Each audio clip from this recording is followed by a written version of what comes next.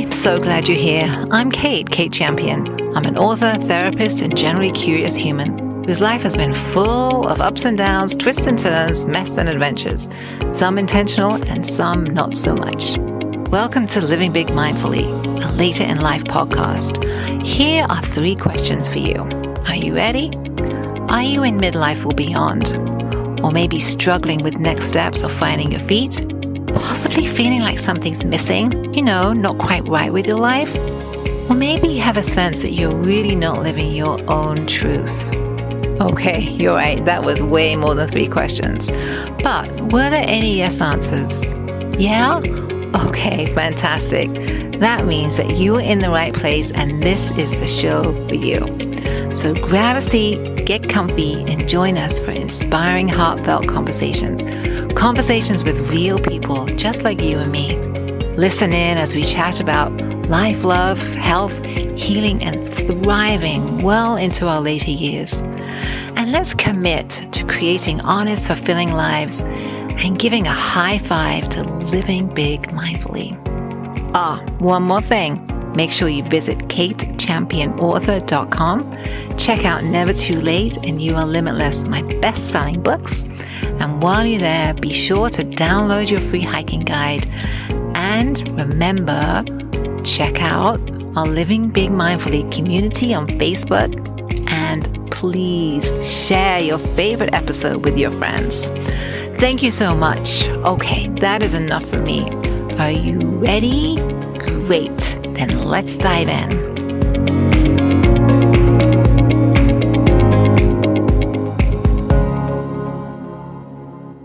In this week's episode of Living Big Mindfully, I am excited to chat with Kelly Howard.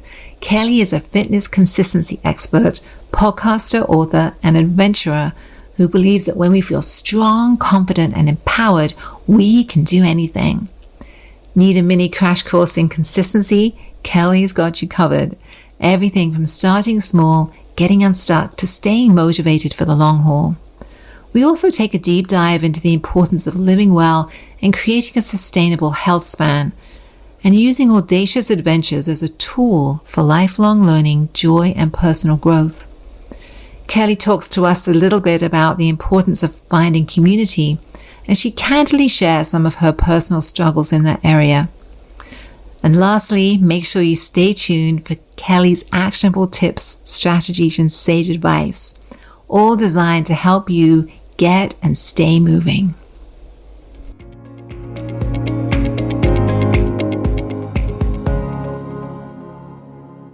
Hi, Kelly. How are you?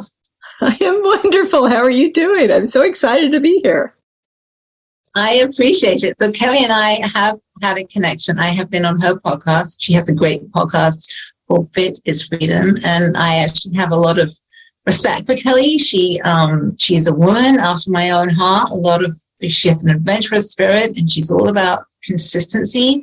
And she's also a really strong advocate for women, really trying to live their best lives. So I'm really happy that she's with us today. Thank you. So tell us a little bit about you and your background. So I don't actually know a lot about you and your background. Tell me about you. Oh, wow. So I have, from a fitness standpoint, I've always had something I like to do. I guess I really didn't get into it until maybe I was in my 20s. I started racing sailboats, and then I started racing on inline skates. And, I just always had something that I was chasing that I loved to do. And I always found that, I'd get a little beat up in the process and have to, what I call fitness flip to something new. And eventually all that, flopping around got me to where I learned that I really needed to be consistent with what I did, not just chase the shiny object of whatever it is, a win on my skates or a win on a sailboat, but to actually get consistent with my body. Yeah. Wow. So you have quite a journey. So when were you struggling with consistency, and is that why you kind of the penny dropped? You thought, okay, this consistency is the only way I'm going to get to X. Tell me a little bit about how yeah, that's a really good question. So along the way, I have always worked for myself. Like, that's what I do. I work for myself. Okay. And there was a company I bought I'll have to just make up some numbers. Maybe it's probably been 20 years ago now. I bought this company and I was growing it and really like working my back end off, trying to, get this company going. And it was an outdoor activity club. So my job was to get people outside and active. So on the weekends, I'm leading people on events and I'm doing all this stuff. But during the week, I'm sitting in front of my computer 12, 14 hours a day.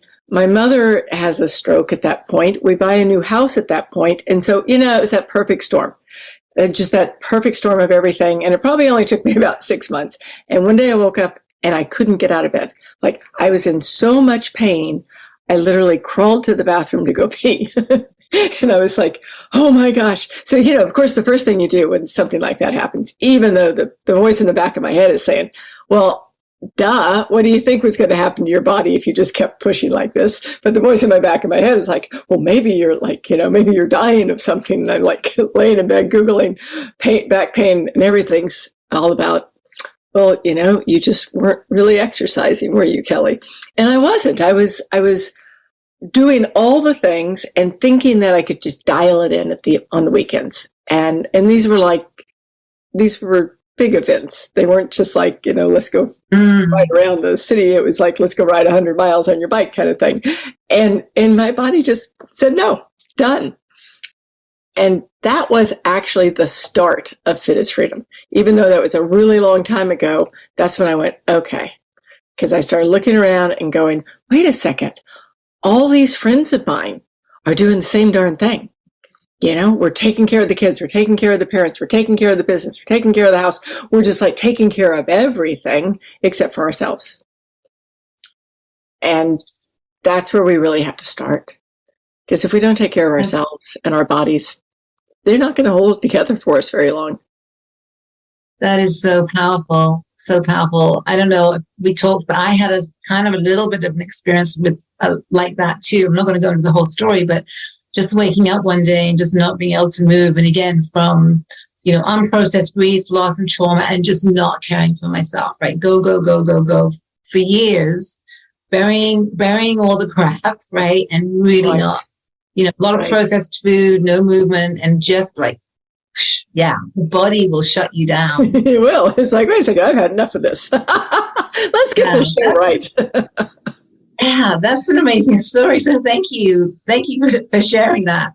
Yeah. So consistency, right, is a big part of your thing. So tell me more about consistency and how do you coach people? How do you frame that, and how do you help people kind of get their arms around this consistency? Sure. Yeah. We have this this world where what we see is that there's really one way to get in shape, right? You go to the gym, you lift weights 3 times a week, you do the cardio and the burpees or whatever, and it's like all this stuff. It's overwhelming to people, especially when they're busy and especially when they don't like the gym or they didn't grow up going to the gym, right? And it's intimidating. So my take on it is that we have that process where we'll start, like I'm going to go to the gym, and we usually can get about 2.5 weeks into a new cycle of, I'm doing the new thing now. We get about 2.5 weeks in, and then life takes over. Life gets busy, and all of a sudden we wake up and 3 months has gone by, or 6 months, or whatever. And my take on it is that if you just start small, you just have to start small. Don't look for perfection. Perfection is baloney. Like if you can get perfection in your workout plan, then you're either A, a professional, or B, your plan's too easy. That's the truth. So start small, start easy, do things that you like, do things that make your body feel good, get variety. And once you start actually doing that and moving more and more, because a lot of us don't move, right? A lot of us are in front of the computer, in front of our car, driving, all these things all day long. We're not moving. And once you do that and you spend some time doing it, then a body in motion stays in motion, right?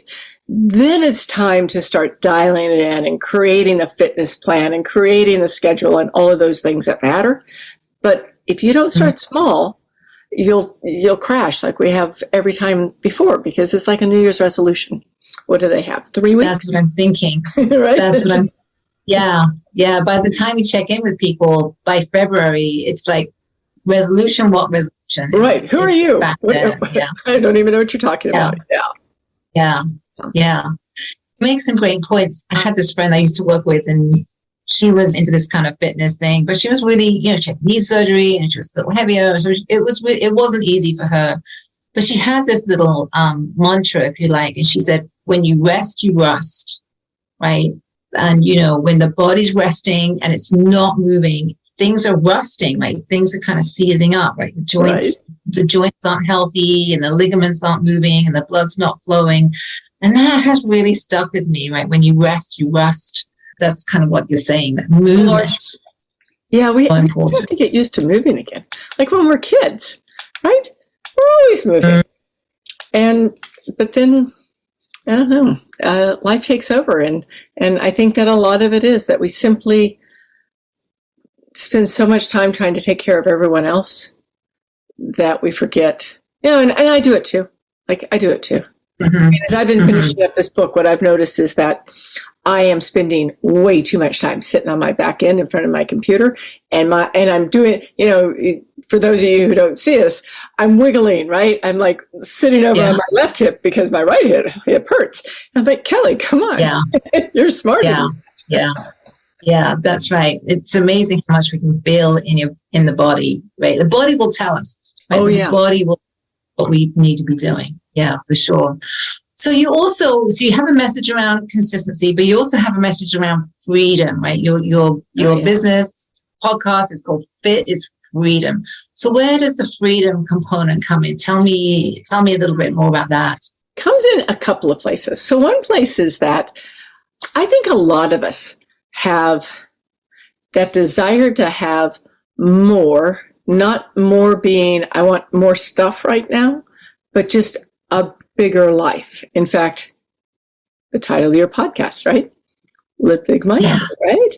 So we have that desire to live bigger, but there's two things that happen. One of them is that if we don't feel good, if our body's hurt, there's a lot of things like, because I'm a big proponent of adventure. There's a lot of things that we could do that might look like freedom, but we can't do them because we hurt. Mm-hmm.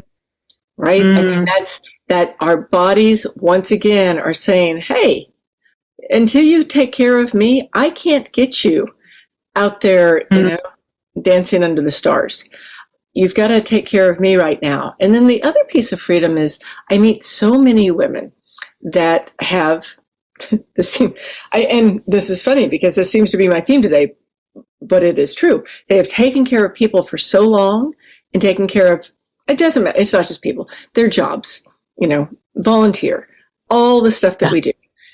And deep down inside, they've got this urge to experience life deeper, to do dance under the stars, right? To do get out there and have some freedom in life and explore more than just being in a city behind a computer.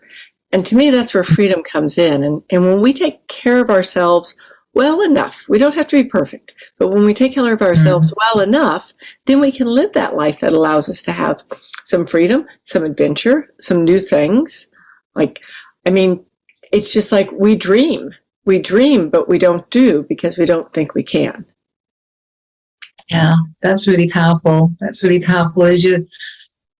you're sharing that, it's kind of resonating with me. The whole podcast of Living Big Mindfully is not about living big as in getting more and accumulating more and having more money, right? It is about really living intentionally with I know we're not going to get everything in on our bucket lists, right, in a lifetime, but at least some, right? At least experience some of these things that are really calling to you.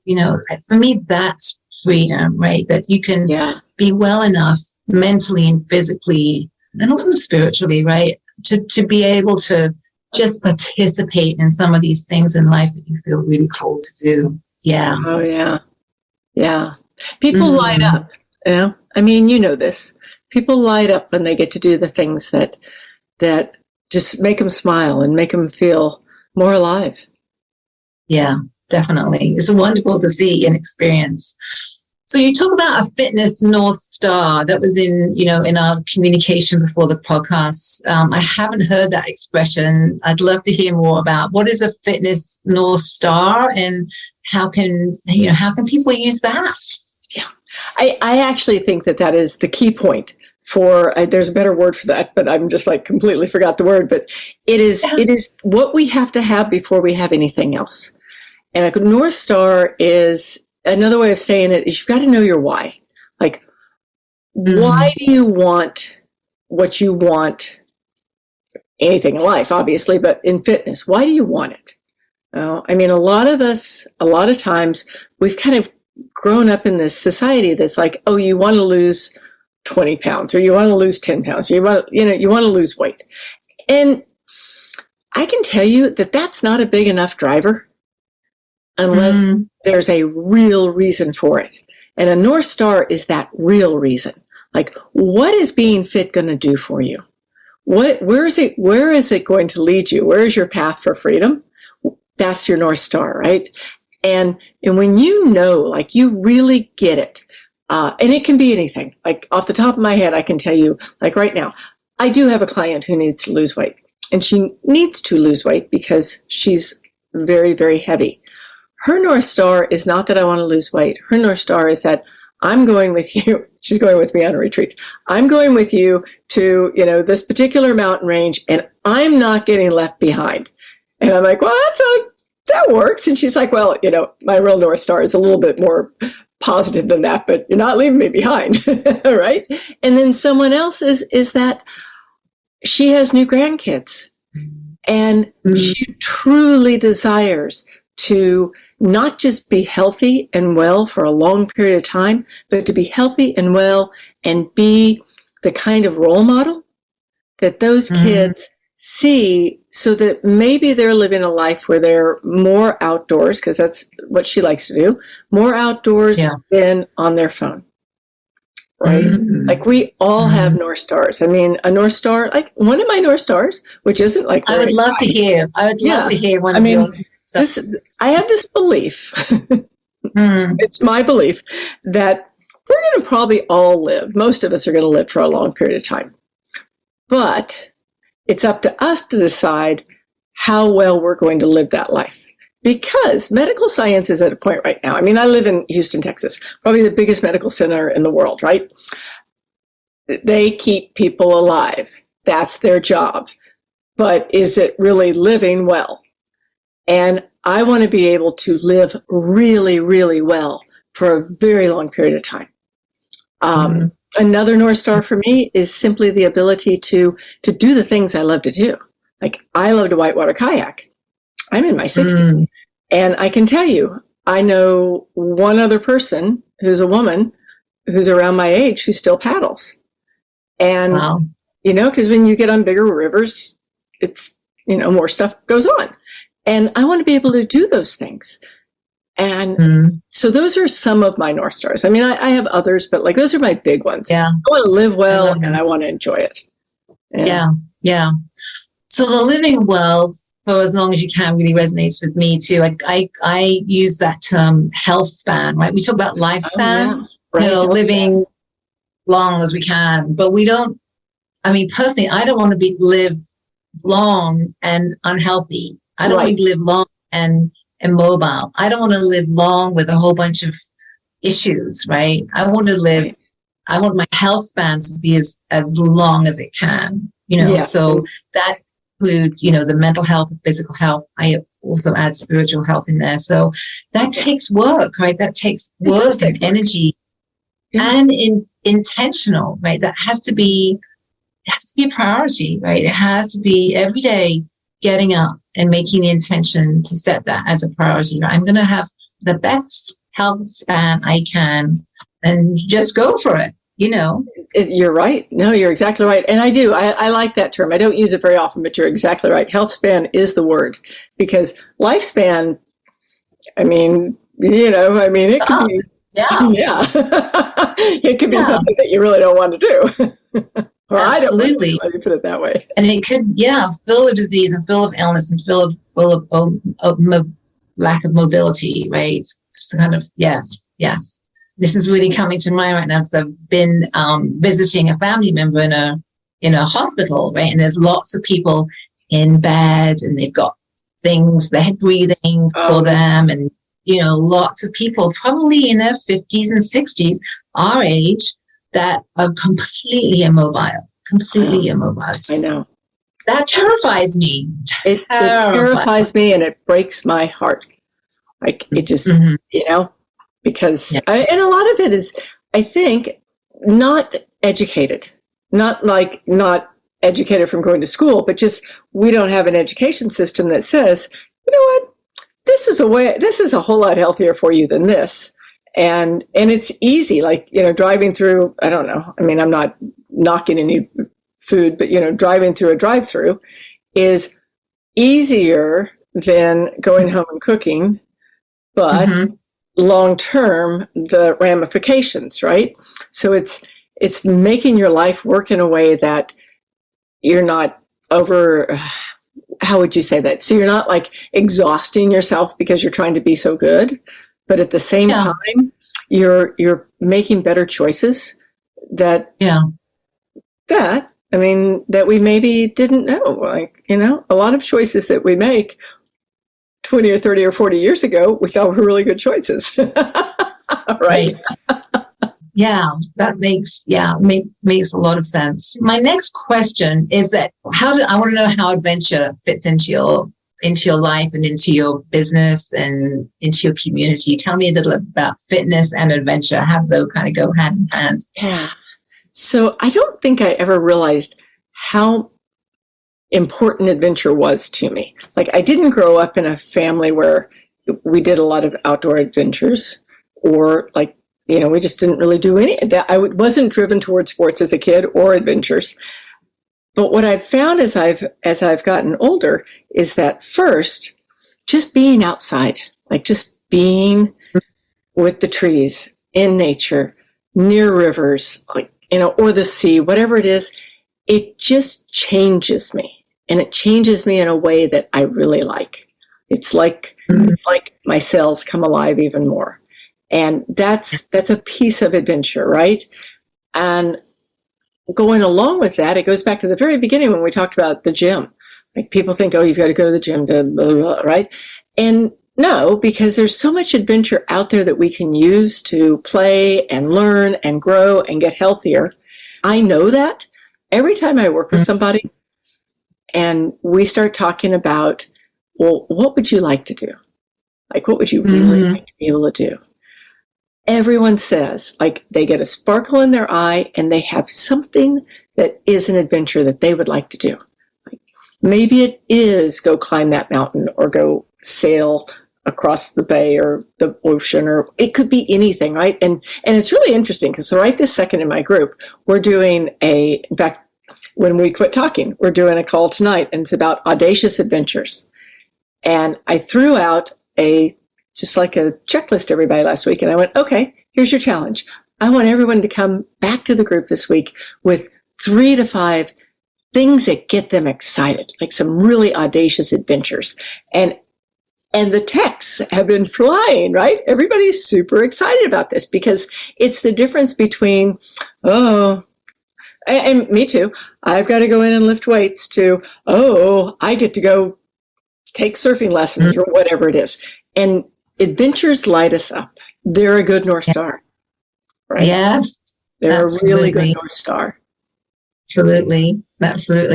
I'm really connecting with that. I feel like that, just the discussion, right? The sharing, right? The discussion, the sharing, the imagination, right? You really can see, right? The mind can really see, taking that bike ride, or climbing that mountain, or sailing that boat, right? You can really begin to just just really embrace that with all of your senses. And yeah, it does feel really neat. It does feel really neat. Well, I'll give you a little story. So when we started this last week, I thought, I have this kayak it's called a surf ski. It's a long, skinny boat. Mm-hmm. But the person that I used to paddle with on these is moved. So I don't take it out very much. I mean, I take it out and it's very tippy, and I take it out in the ocean and I sink the darn thing. And, I'm just not very good at this boat. So the other day I thought, all right, this is on my, adventure list. I'm taking my boat out. Because I always have this one boat I always play with. It's just easy for me to play. So I'm taking the tippy boat out. And I check the weather, check the surf, everything. It's flat, quiet. I'm fine. I get down to where I put in, and the wind's picking up. And I'm thinking, that'll be fine, right?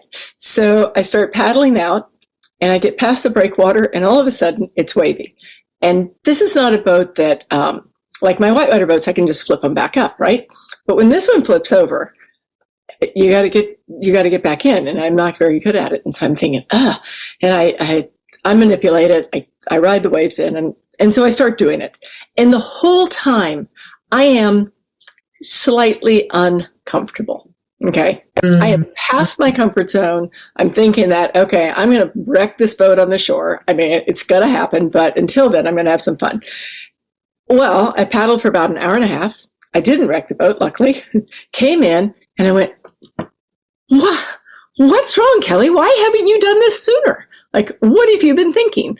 Like, there was nothing dangerous about what you just did. I mean, if you wrecked your boat, you wrecked your boat, but it wasn't going to kill me. And so now this week, Wednesday, I've already got on my calendar. I'm taking that boat out again. That's, it was just so much fun because it just kind of pushed me past, because, you get good at what you do. Like with my own boat, I'm really good at it. Nothing can shake me in that boat, but this one shakes me. So it's fun. And it was an adventure. And it was, and it really did nudge you out of your comfort zone. I think that is so important, right? It is. Because even when we get kind of good at things like kind of running or biking or hiking, or whatever, even backpacking, right? We can get comfortable as our limits grow, as our stamina grows, as our endurance grows, we can get comfortable. But it's really important to push our limits, push us outside that comfort zone.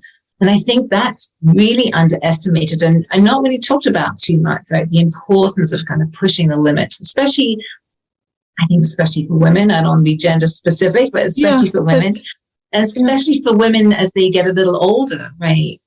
Keep pushing those envelopes.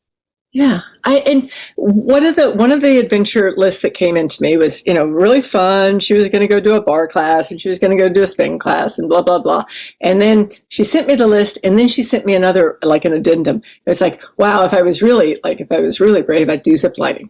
So, of course, I texted her back and I went, I don't even want to talk to you until you've gone zip lining. And she's like, oh my gosh. And I'm like, if it makes you uncomfortable, you need to go do it now. And that is, for me, that is probably one of the things that is unique about me. Like, I like to push myself past where I'm comfortable. Mm-hmm. But I've always found that, whenever you push yourself past where you're comfortable, you never come back to the person you were before. It's like a rubber band. You stretch it, but it never comes all the way back. It's just a little bit further than it was, right? A little bit more rubber band there. Yeah. That's us. In my experience, there's always growth, right? There's always growth. And on the other side of that fear, there's kind of an elation, right? There's a confidence. Cocky. There's cocky party. Look at me. And absolutely. You should do it, right? You should feel that way. It's a big deal. Yeah. Definitely. Yeah. Good point. That's a great point. You're also a big advocate for community. So tell me about, in community and how it's important to you, and, how you build community, and tell me a little bit about that. Yeah. So I am not somebody who's naturally outgoing, which nobody would believe, right? Like, I can get up on a stage and talk to 5,000 people, doesn't make me blink. But you put me in a room where there's like a bunch of people networking, and I am the person hiding in the bathroom. So and this goes all my life. And so a number of years ago, I actually challenged myself to get out of the bathroom at an event and go out and find somebody who looked more uncomfortable than me. And that was a turning point for me, because I found somebody who looked even worse than I did, and I started talking to that person. And then I said, hey, let's go collect other people who look like they're terrified. And we did. And we made it this big game, and it was so much fun. I still am friends with some of those people. I mean, and this is 30 years ago. So it just made me realize that we are all just little kids on the first day of kindergarten, right? And nobody's got it. Nobody's the cool one. We're all uncomfortable to some degree, especially when we're out of our room, our comfort zone. So after that, almost every company, I'm just thinking about it, so if I can say this correctly, but I'm pretty sure it's correct. Every company that I created after that was a community of some sort, like some way to bring people together, around whatever the general thing was. And, of course, there's study after study after study that about how healthy it is for people to be in community, right? It's one of those longevity markers. If you have community, you're going to live, I don't know, let's make it up, 10 years longer, happier. And community is huge, right? And I think everybody has this degree of feeling like an outsider.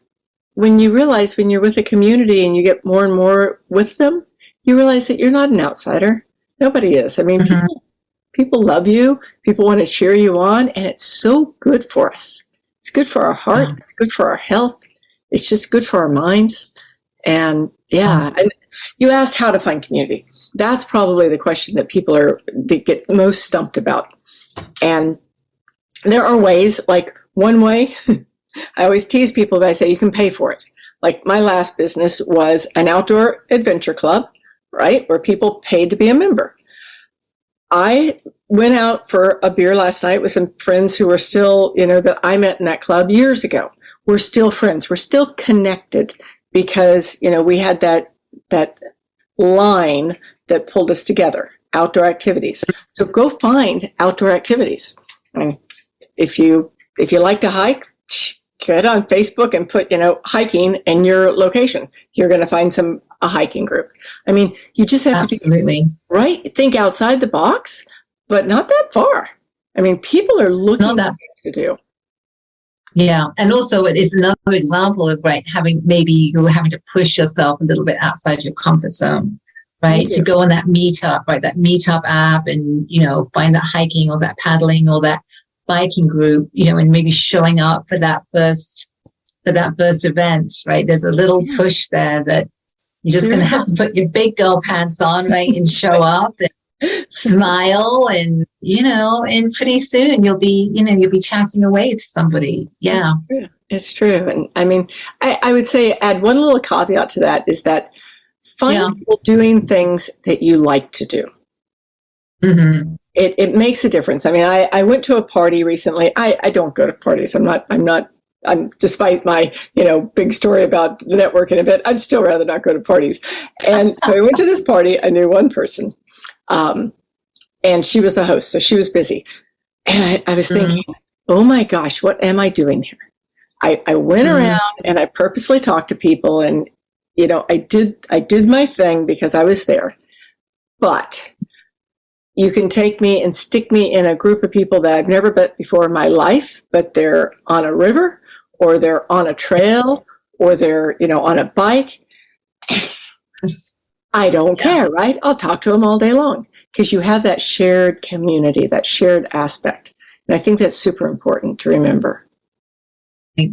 You remind me, I met, some of my closest friends I've met either through hiking, one woman through actually a yoga class. We would show up on the same Saturday morning, yoga, and pretty soon we started chatting and we realized we had so much in common.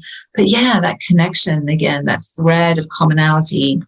Yeah, very important. What about Facebook groups? What do you think about? Because I know there's pros and cons. Sometimes I think that they're kind of like meet up. It's the same thing. I mean, you're looking. You've got to look for that commonality. Show up with an open mind. Just show up with an open mind. My thing that I tell people to do is lead something. Like, that's the easiest way to do it. Oh, okay. Get on a group and say, "Hey, I'll lead this hike," and then now you have a job, right? So your job is to take care of everyone else. You're going to lead the hike. Bingo! You're already have created this space for yourself. But otherwise, if you're not going to lead it, show up at the things that you like, and just take a chance. Like, people are often lonely, especially coming out of the last few years where people pulled in, right? We were afraid to be around other people. The whole thing, such a mental strain. And I see that people are still slightly, myself included, slightly socially inept now, because we had, years of not.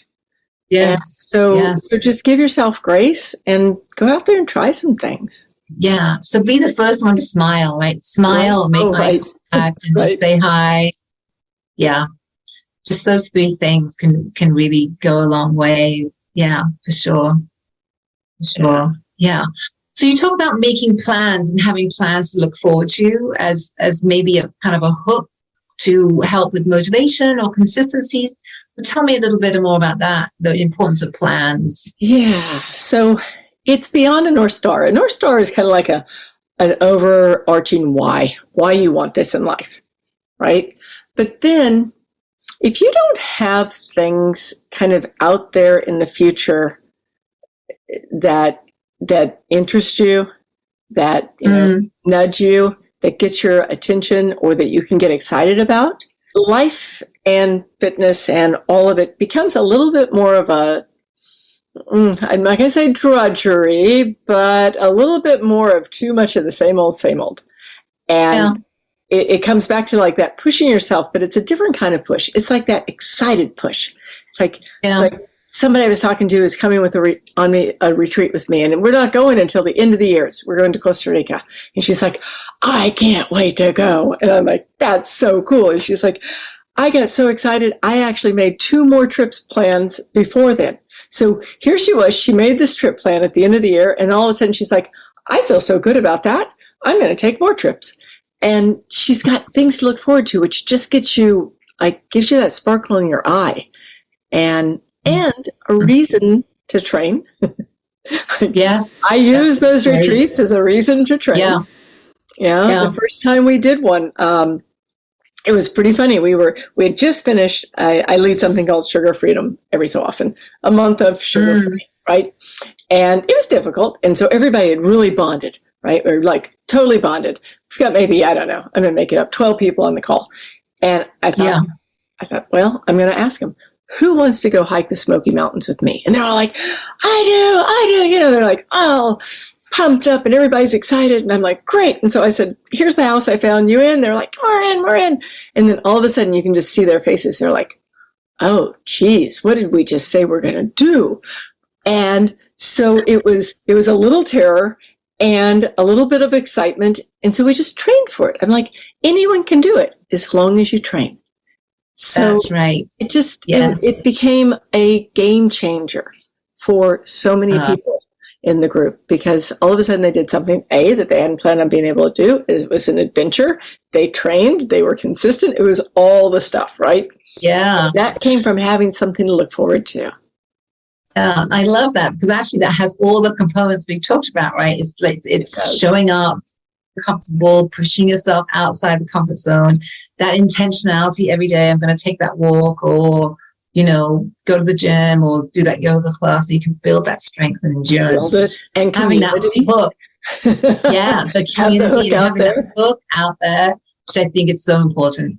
I know personally, I try and plan something every quarter, right? Every 3 months, even if it's a couple of day, hiking trip, nothing grand, nothing super sexy, right? But even a couple of days out with my backpack in the woods, I just try and do something once a quarter that really seems to help my mental health, right? To know that there's something out there helps my motivation, right? Because I know I have to keep training and keep staying fit and keep on track with the food, right? Because it's not just movement, right? It's the food and it's the hydration and food and sleep and it helps me keep on track with it. Helps me keep me honest, it helps me. So I totally, it does. Yeah. It does. Yeah. I totally get it. I love that. That's a great point. So we talked about what are some practical tips? What are some practical tips for things like motivation? If people are struggling with consistency, if they're missing their workouts, what are some practical tips you can help listeners with? Okay, they way today. Yeah. So, do they have a plan? Like, do they already have a plan? That would be my first question. Because without a plan, it's just a wish. It's like when you have a to-do list, or you have like a bunch of things in your head that you need to get done. So, do you have a plan? Is that plan something that you can say that you'll do at least 80% of the time? Because if you're hitting it, like if you're just nailing it, then your plan's not a plan. It's just like something really easy. It's like walking the dog every day, right? But you need a plan. You need something that gives you some black and white, right? And once you've got that, then you also need to mix in there some of the things that you like to do. Because if you don't, if it's not fun, it's not sustainable. So you do that. Then the next thing I would say is something important is finding, going back to esoteric, having that thing to look forward to, right? Yeah. But your plan is something that you do on a weekly basis. Every week you create that plan. And you make it visible. People sometimes will use apps, right? Apps have their place, but the majority of us are visual people. Like, I don't know, what is it, like 70% of the world is more visually stimulated. So have that plan where you can see it. Have that plan where you can check it off. Track. People, no one wants to track. I don't want to track. No one wants to track. Right. Track. Right. Because if you track, you look back, and when you look back, all of a sudden you go, whoa, I really have done something. Right? Like, I have a client who her goal was to move, I think it was every day, 6 days a week. And that was her plan. Okay. Right? So she has this calendar. I had her print off just like, a cheap paper calendar. And every day that she does something, she checks it off. So if she's gone and she's already skipped a day and it's Wednesday, she looks at that week and she's like, oh no, that's not going to happen. And she finishes out her week with her movement, right? That's her thing. And she's done amazing. I don't know how many months she's been doing this, but 4 months, 5 months, 6 months, I've lost track. So have that like visual.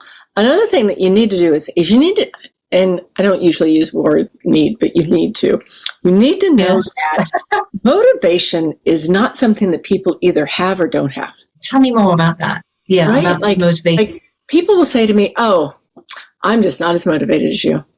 I'm like, well, really? I bet you're motivated to do this and this. And they're like, well, yeah, of course, right? Those are the things that they like to do, whether it's like eat the junk or whatever whatever it is.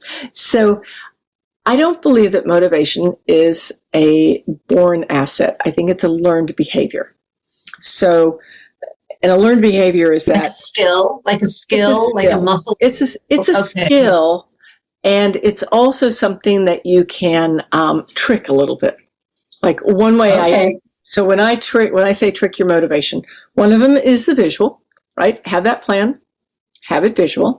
Another one is to use positive input, right? Like a lot of times, if you look at it, I'll ask somebody, I'd be like, so what do you watch on TV? And they tell me these things and I'm like, oh my gosh, like I wouldn't be able to sleep if I watched that stuff. Scrap it. They're like, I'm not going to scrap that. Then fine. But instead, add some positive input. Use a podcast. Use a coach. Use those things that are going to stimulate your mind to be more positive than negative. So use that positive input. Another one is, I should know this, I just wrote a book on it. Another one that I'm just trying to think of some of the easy ones. Oh, another one. This is a silly one that people never think of. Declutter. Yeah. Just get clutter out of your world, right? Like if your world is messy, it's exhausting. Yeah. People may say to you, "Oh, I like mess," but I can promise you that if they straighten the mess and declutter the mess, they suddenly have more energy. I mean, and they can move quicker. Like, I mean, I tell a story in the book where I think of myself as a very neat person, right? I open up my drawer, my exercise clothes are. I opened up my drawer and I went to get a sports bra out, and it looked like something had exploded in there. Like I couldn't even find the sports bra. I'm like, what the hey? And so I just stopped. I just spent 15 minutes. That's all it was, and reorganized everything. It stayed like that. It's stayed like that now for a year probably, and it's so easy, right? I walk in, I get one thing, grab the other thing, and I am done. No mess, no fuss. Another one is something we call FPA, and that's like F. And FPA stands for friggin' plan ahead. When you plan ahead, and it's more than just having your schedule. So if your schedule is that tomorrow you are going to go to the gym, then you have that gym bag out. You have your stuff out. You have everything ready. If you forget your bag every day when it's sitting out, then you put it in the car the night before. Like, you've got to just be ready. And it's really interesting. And you know this, you're an athlete. You know that if you don't have all your stuff together the next morning, it takes a ridiculous amount of time to get all of it together. Like, it's just like you're stumbling around. Oh, I forgot my water. Oh, I forgot my electrolytes. Where are my shoes? Where are my socks? Right. Oh, I've got 2 different socks. It's so, FPA. Think about that. I'll give you a game. This is a game I made up. Okay, cool. Now we're going back to 5th grade. But it was a good game because I was training a lot for a long distance bike race. So when you're doing this, you're riding. I mean, I'm riding by myself because I don't have anybody training with me. And I'm not going to wear earpods or, anything in my ears because I want to be able to be super aware. So it's just me and my bike and long hours on the road, right? And one day I just went, I don't want to do this. I'm bored, right? I don't want to do this. Like little kids throwing a temper tantrum. And so I went, okay, well, you're not going to turn around. So what are you going to do? And I thought, well, how can I stimulate my brain right now while I'm doing this? And I went, all right, here we go. You come up with a theme. This is the alphabet game. You come up with a theme. Let's say the theme is motivation. Then you come up with letters, right? Letter A. What's the word in A that means motivation? Action. What's the word that begins with B that means motivation? I don't know. Make something up if you can't think of something right away, right? But what happens is that you just do this and you start running through the alphabet. It gets your mind back into a positive vein. It gets your mind off the grind. Right? I'm so done with this, right? Absolutely. Yes. Yeah. And so it's just like, it's a silly thing, but it is, sometimes you just have to think outside the box. I love that. It's really nice little mental mindset kind of hacks. I can really relate. Obviously, like miles and miles and miles and hours and hours and hours on the trail, whether you're running or it's just the backpack and you're solo, your mind does start to kind of play tricks on yourself, and you really do have to. Sometimes you really have to kind of wrestle what I call that stinking. Wrestle, oh, I'm so tired, or I'm so bored, or I'm so hungry, or I want to stop, or I want to really, and just know that they're just thoughts, they're not facts, right? There's really nothing wrong, right? There's really nothing wrong, but they're just this little part of you that's got some dissatisfaction going on right now. You got to kind of kick it into gear again. No, I love that. Yeah. I love that. Yeah. So those are some great tips. Thank you so much. And I am learning as we're talking, I am probably weak on the plan. I'm going to be honest. I'm weak on the plan, and I'm completely honest. I am probably not pushing myself hard enough. Right. I'm doing the basics, right? The run every day, the yoga, but I'm not pushing myself hard enough right now. So is there a reason you should be pushing yourself harder? Well, yeah, because I'm not growing. I'm not growing. I'm not getting strong. Okay. I'm not increasing endurance. I'm not, I'm just kind of, I'm not paying it in because I do something every day, but right. I'm just feeling that I'm not pushing myself. I'm not pushing the envelope, right? Instead of doing that, that 3 miles, I should really be now going to 3.5 and 4, right? At least a couple of times a week. Or instead of that 10-mile hike, I should be pushing it to maybe 12 or 13, right? I just, just being, I think a part of this is also being really honest with yourself, right? Well, yeah. I mean, and yes. I think we have stages. Like you've got that foundation stage, and then you've got the build stage. And then you've got that stage where you're ready for more, like you're where you are right now. And then there's that stage where there is rest needed. Like that is one, especially for those of us who are slightly addicted to cardio. We really do have to remember that rest matters too. Yeah. And, it's always a juggle, right? It's about, because there wasn't that long ago. I don't know how long ago, maybe a couple of months ago, when I had the same realization. I was like, oh, wait, you're back to your favorite thing. You're just doing cardio and you're kind of forgetting about all that other stuff you need to be doing. So, yeah. No, I really like that. And I am big on rest, and I do get a lot of rest. I think it's actually really crucial.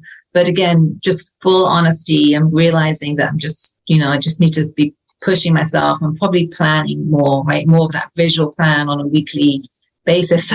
Thank you for the coaching session. Sure. Well, we teach what we need to know, right? That would be me too. So thank you. I appreciate that. So as we kind of wrap up here, so the last question I ask people is, after all we've talked about and all your life experience, and if there was one piece of kind of sage advice you might share with listeners about kind of living intentionally and mindset and just kind of getting out there, what might that be? So I truly believe that fitness starts in your head. And so often people want to just get out there and just like jump in and do all the stuff until, they stop. But if we're mindful, this, about what we're doing, and we're realizing that our fitness really is, it starts between our ears and it spreads out, then it is more like people will say to me sometimes, why do you talk about meditation? What does that have to do with fitness? I said, it has everything to do with fitness, because when your mind's quiet and you're mindful of what's going on and you're aware of what's working and not working, then everything comes together. It's so much easier to get out there and to be active and to be, do all the stuff that you want to do. So you don't have to meditate, but it's mindfulness, it's awareness, and it's knowing that fit does start in your head. Yeah. I love that. Thank you. Thank you very much. So it's been a wonderful conversation. Thank you. Where can people find you? Where can people learn about you? How can people connect? So I just send everybody to my website. It's the easiest way. You can find our socials from there. You can find the podcast from there. Everything else, it is nothing but fitisfreedom.com. That's fitisfreedom.com. So tell me a little bit about the book. You mentioned a book, and I know the last time we talked, you tell me a little bit about the book. So yes, so the book is so this is so funny. Anybody listening right now, they're going to be roll their eyes. The last thing I've done is name the book. So we're naming the book right now. But Okay. If I was to name the book right this second, I would tell you it's called Active and Ageless. It's about your life journey to live fit, free, and have fun forever. Because that to me is my calling to help assist women to get out there and just do what they want to do and feel good doing it. Love that. Well, I hope you'll revisit, right, when that book comes out. We can talk more specifically about the book, and hopefully we can reconnect on that. That would be wonderful. I would love amazing. I would love it. Yes, absolutely. So thank you, Kelly. It's been an absolute pleasure. Thank you. Thank you. Thank you. And what a wonderful podcast. I appreciate being here. Thanks so much for listening. I truly appreciate you and your time. I love to hear from listeners, so connect with me at katechampionauthor.com. Remember to grab your free hiking guide, and please take a quick moment to rate, review, and subscribe to the show. Thanks so much. Take care. Until next time.